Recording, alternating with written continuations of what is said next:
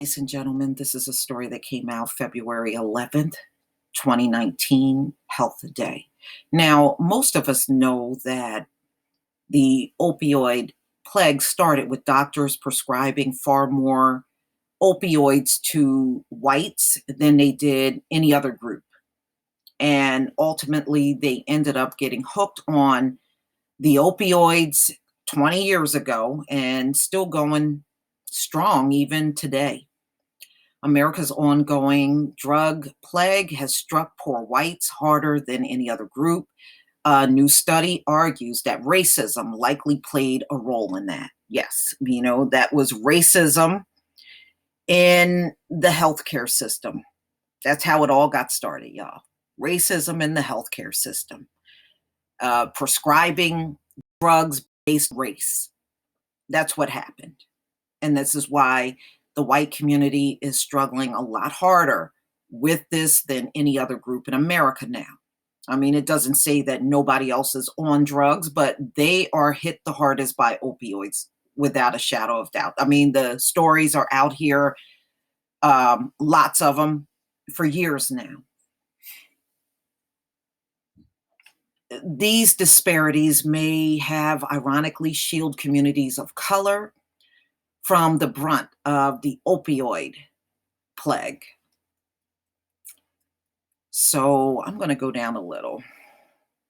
And a study by the U.S. Center for Disease Control and Prevention found that tighter regulations have reduced opioid prescriptions in the U.S., but the drugs still are prescribed at nearly 3 times the 1999 rate. We still do have a lot of opioid prescribing going on, said Lindsay Vuolo, Associate Director. All right, I'm going down. I don't read nobody's damn title. For their study, Friedman and his colleagues gathered records for 29.7 million people who received a prescription for a controlled substance in California between 2011 and 2015. The zip codes associated with each prescription allowed researchers to assess prescription patterns in specific neighborhoods based on community, racial makeup, and average income. They found there was a big difference in opioid prescribing patterns when race and income were taken into account.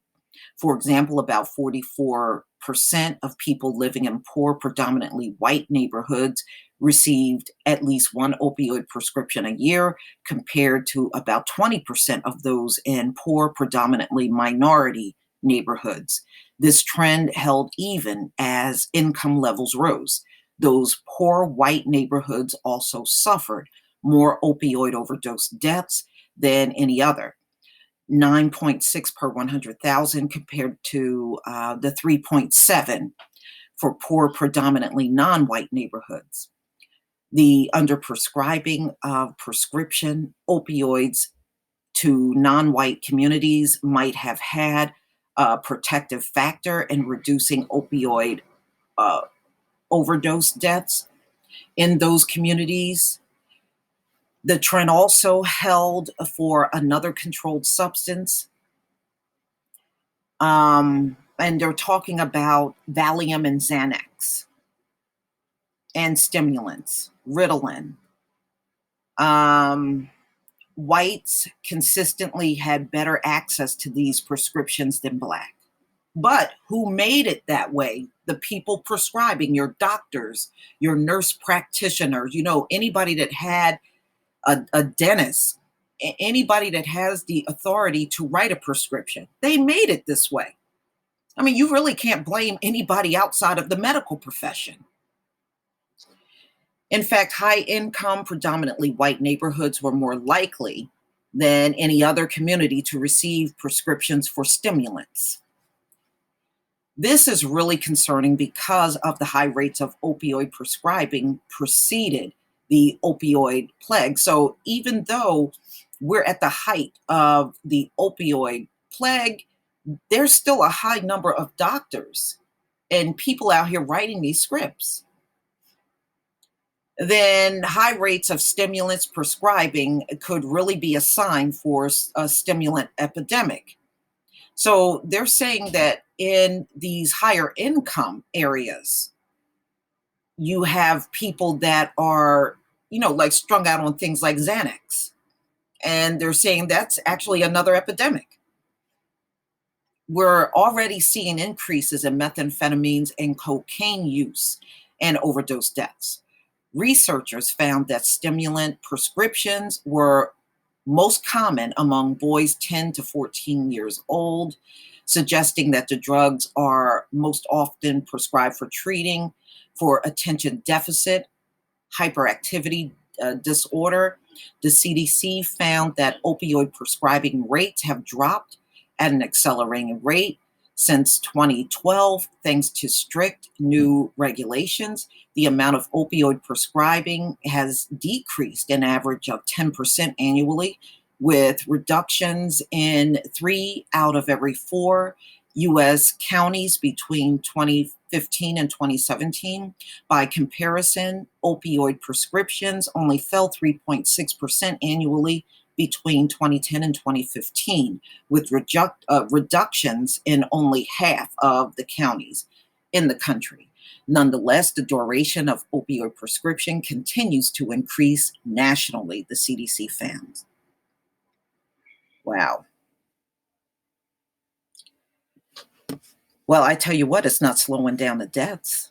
Them writing less scripts, they really believe that that would amount to, decreasing in the deaths. It's not. The deaths are still soaring. All right. And you can see right here, they're showing you it's been 3 waves of the opioid deaths.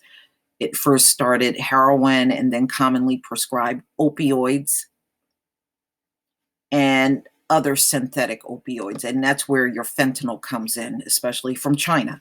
So the first wave, they're saying, was between 1999 and about 2005. Rise in prescription opioid overdose deaths. And then from 2005 to 2011, it looks like right here, second wave in heroin overdose deaths. And the third wave, which we're in right now, looked like it was like 2012, 2013, rise in synthetic opioid overdose deaths. All right.